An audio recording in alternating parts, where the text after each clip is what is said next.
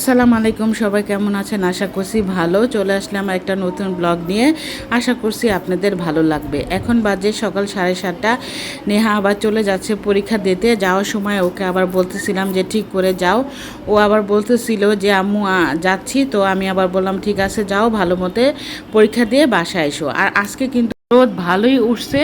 তো এই যে মেয়ে কিন্তু চলে গেল, এখন আমি রান্না করে যাব। সবাই কেমন আছেন? আশা করছি ভালো।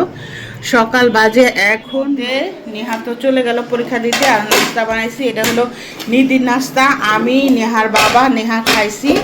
আর এই যে সকালবেলা টমেটো আনলাম, কাঁচা মরিচ আনলাম আর ধনিয়া পাতা আনলাম।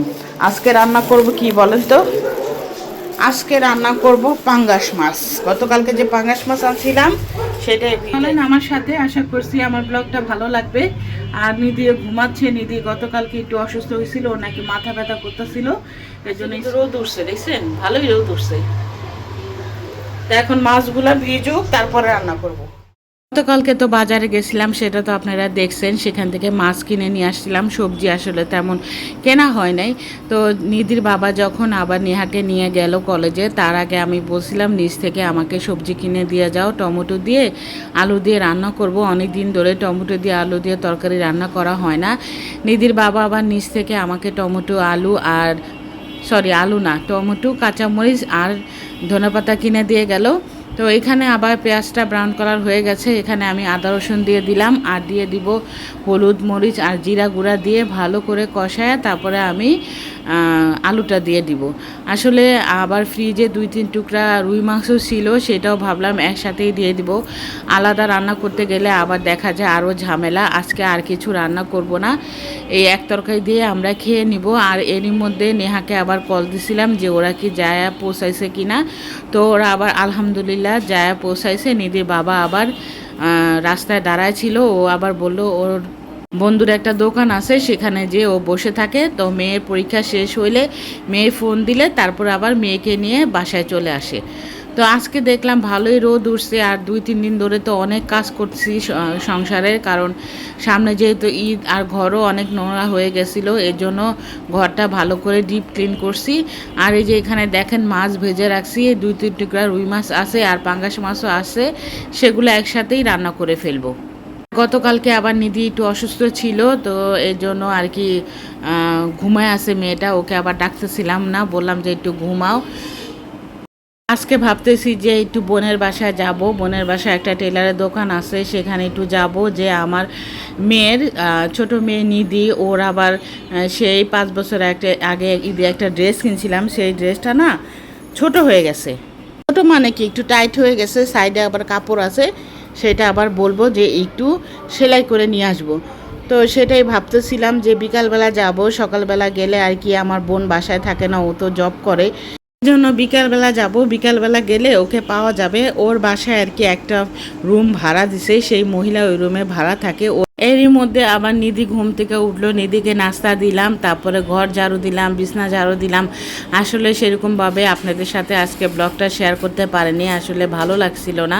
প্রতিদিন ব্লগ শেয়ার করতে ভালো লাগে না, কিন্তু এখন থেকে ভাবছি যে আপনাদের সাথে প্রতিদিনই ব্লগ দেওয়ার চেষ্টা করব। তো প্রতিদিন সংসারের কাজ কি দেখাবো বলেন, আমি তো বাইরে বেশি একটা যাই না। তো এই যে এখানে আপনাদের সাথে কথা বলতে বলতে কিন্তু আমার তরকারিটা প্রায় হয়ে গেছে। আর তরকারিটা কিন্তু অনেক মজা হয়েছে। অনেক দিন পর এইভাবে টমেটো দিয়ে ঝোল রান্না করে খাইলাম। আর এই যে দেখেন আমাদের বাসার সামনে যে 2টা আম গাছ, সবসময় আপনাদের দেখাই, এখান থেকে ওদের গাছ থেকে ওরা আম পাড়তেছিল। তো দেখতে খুব ভালোই লাগতেছিল, তাই না? ঢাকা শহরে কিন্তু এই সমস্ত দৃশ্য খুব কমই দেখা যায়। খুব কম বাসায় আম গাছ আর কি আছে, যে কোনো গাছ। আমরা ছোটোকালে যখন এই এলাকায় ছিলাম, আমার জন্ম কিন্তু এই ঢাকায়। তো আমি যখন এই এলাকায় বড় হয়েছি, আশেপাশে কিন্তু গাছ ছিল সুন্দর সুন্দর, আর আম, কাঁঠাল, এগুলো অনেক গাছ। এখন তো সব বিল্ডিং করে গাছ কিছুই নাই এলাকার ভিতরে। যাই হোক, এখানে আবার আম পাড়তেছিল, ভালোই লাগতেছিল দেখতে।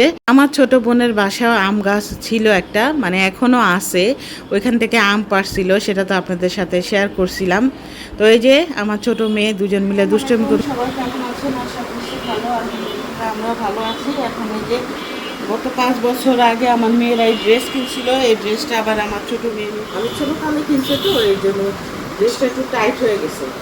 এই জন্য এখন আমার বোনের বাসার ওখানে আবার যাবো, টেলারের মহিলা আছে, দেখি যাবো, যায় দেখি ওটা মানে ঠিক করতে পারে, মানে ভিড় করতে পারে কিনা। তো আমি যাই আমার সাথে, আপনারা চলেন যাই আপনারা আমার সাথে। দুই বোন একসাথে হলে এরকম দুষ্টামি করে। তো এসে দেখি মহিলাটা বাসায় ছিল না, আর আমার বোনও বাসায় ছিল না। তো একটু পর দেখলাম আসলো, আয়সা আমার সাথে বলল, তুই আসছিস, আমাকে ফোনও দিলি না কেন? আমি বললাম না সমস্যা নাই, বললো তাড়াতাড়ি বয়, ফ্যান ছেড়ে দিল, বসলাম, অনেকক্ষণ গল্প করলাম, আর ওই মহিলাটাকে আবার জামাটা দিলাম। আর মহিলা নাকি এত অর্ডার, মহিলা কোনো কাজই করতে পারতেছে না, তার একটা বাচ্চা হয়েছে নতুন, ছোট বাচ্চা নিয়ে আসলে এই সমস্ত কাজ করাও যায় না।